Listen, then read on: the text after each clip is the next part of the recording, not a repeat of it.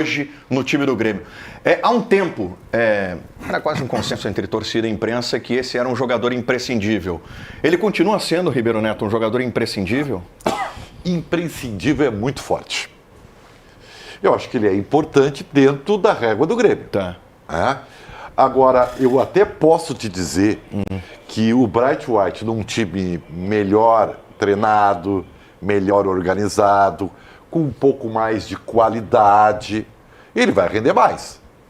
Eu acho que ele joga mais do que ele vem jogando. Em alguns momentos ele fica muito isolado.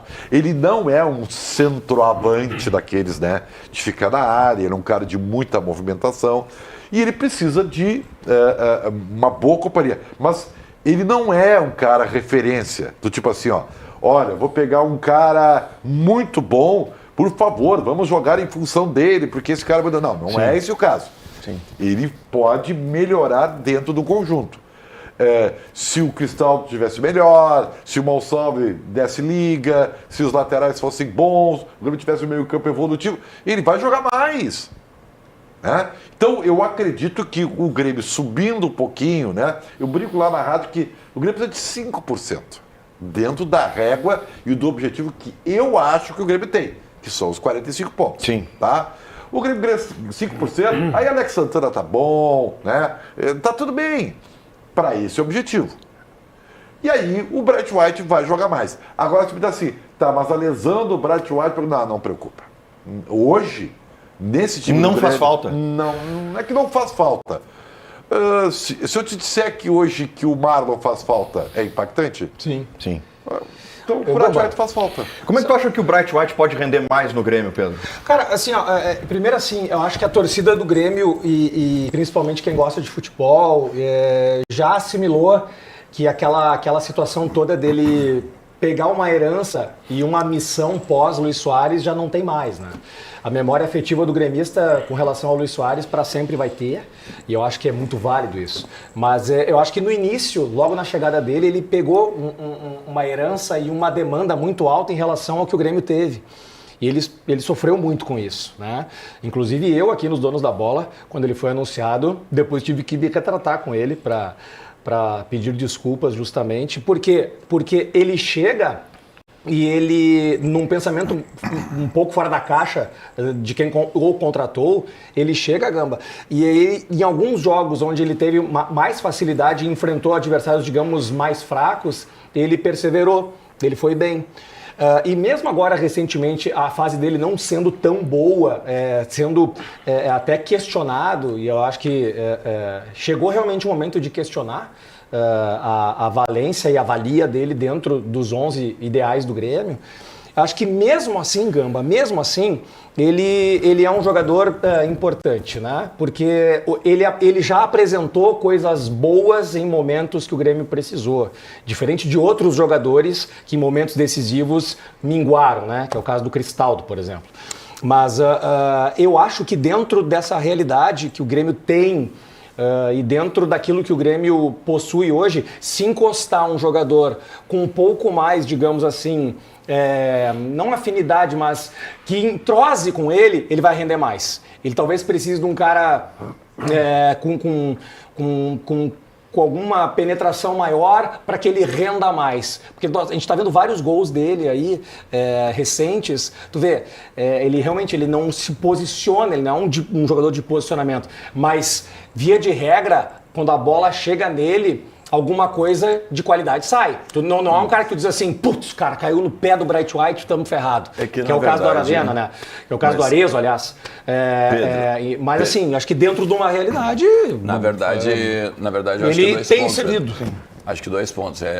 Primeiro, ele é um jogador de posicionamento, Tanto que ele é o terminal, ele é o 9. Ele quase sempre é o cara que recebe assistência e empurra. Mas ele não é o centroavantão, aquele, o clássico.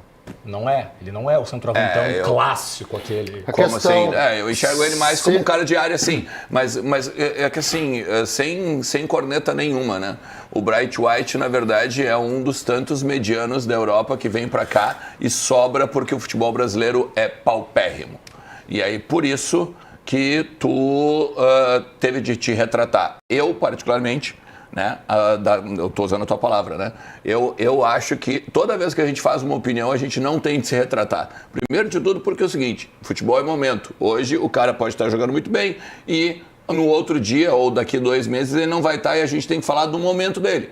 O Bright White, ele não é o salvador da pátria. O gremista pegou ele para salvador da pátria porque ele estava carente do Suárez, como tu também falou.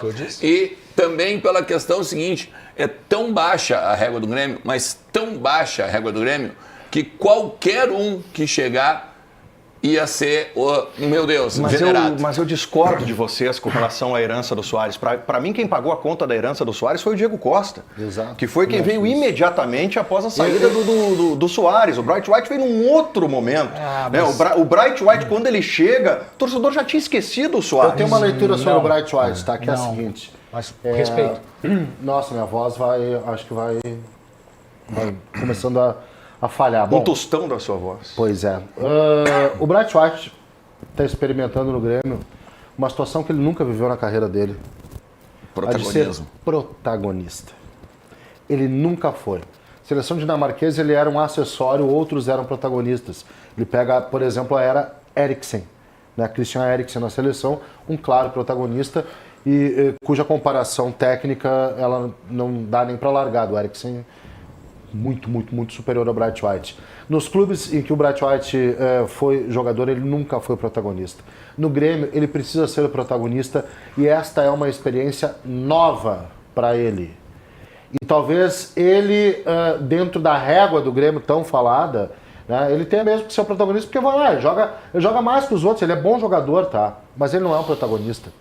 Num cenário normal, habitual, o Bright White seria um excelente coadjuvante titular, porque o time titular conta com coadjuvantes também, titular absoluto, mas um excelente coadjuvante. No entanto, um jogador super dependente de outros, e ele eu acho que o Bright White, por exemplo, precisa muito do trabalho do meia, muito trabalho do meia. Se o meia não está num dia bom, ele não rende, pode pegar os jogos do Grêmio, ele vai tentar voltar para resolver e aí se perde, tá? Precisa muito do trabalho do meia. Numa situação normal, ele é um cara que cresce. Mas com a régua baixa e com a ausência de qualidade para ele poder conversar, dialogar, tabelar, jogar, ele, na obrigação de ser protagonista, dá a entender que ele é menos do que ele realmente é. Eu não acho isso. Eu acho ele um bom jogador. O problema está muito mais na régua do que no Bright White. Sim, no time que o Grêmio tem, me desculpe, gente. Eu vou entrar no primeiro adjetivo, tá? Com o time que o Grêmio tem, sim, o Bright White é imprescindível. Tá, mas assim, Bruno, quer ver? Essa questão do protagonismo é interessante, tá? Protagonismo, Guimarães, não se impõe. Tá? O protagonismo, tu conquista ao natural... Não, ao natural, de acordo com o cenário. Você o mais prático possível. Se o Grêmio tivesse, na figura do Cristaldo, o protagonista, o cérebro, o jogador que dita o ritmo do Grêmio, o Bright White não seria o protagonista. Correto. Ele é protagonista pela fragilidade de um elenco. Correto. Então assim, ele é coadjuvante. Tu entende? O Grêmio não tem protagonista. É onde eu quero chegar. Perfeito. O Grêmio não tem protagonista. Não é Bright White, não é Cristaldo. O Grêmio tem Gonçalves. Não é vijaçante e não pode. Não é vijaçante e não pode ser um vijaçante. Não é. E se for, é um erro. Deveria ser o Cristaldo. Deveria ser o Cristaldo. Isso não é dele. E não vai ser. Não vai ser. Eu acho que o Grêmio, de fato, ele precisa se apegar a coletivo, conjunto para funcionar. E acho que é o que o Mano está fazendo, acho que o Mano faz sempre uma boa leitura do Grêmio e isso é muito importante. Sobre o Bright White especificamente, eu acho que vocês fizeram, na maioria, uma análise correta. Pelo seguinte, o Bright White, ele não é um craque, ele é um bom jogador no máximo e ele é um jogador que depende de boas parcerias. Eu vou aqui comparar o Bright White com o jogador do Inter, tá? O Borré. O Borré não vai decidir sozinho. O Borré é um cara que pode ser muito importante no conjunto. O Borré é um ótimo complemento ao Alan Patrick, que é um excelente camisa 10. Ele faz muito bem a tabela para o Wesley, abre espaço para o ponta.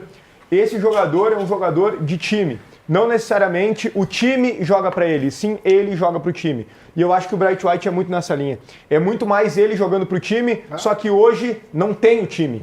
Então ele acaba também penando. Só que Por que às vezes, e na verdade muitas vezes ele acaba sendo criticado? Porque quando um time é tão limitado quanto é o do Grêmio, em alguns momentos aqui a gente chegou a comparar com o Grêmio da Série B de 2022, tu precisa de um centroavante de área. Um cara que, olha, na base da tabela não vai. Não pelo Bright White, mas pela equipe. Coloca na área que ele vai decidir. E não que ele seja um cabeceador ruim.